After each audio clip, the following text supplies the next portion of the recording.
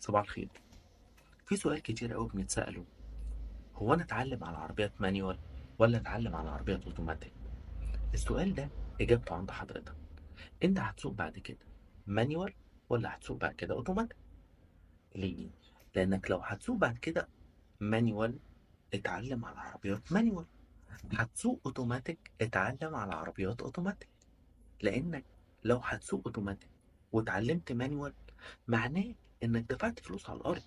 بمعنى ان احنا هنقعد نعلمك ازاي تستخدم رجلك الشمال عشان تعرف تتعامل مع الدبرياج.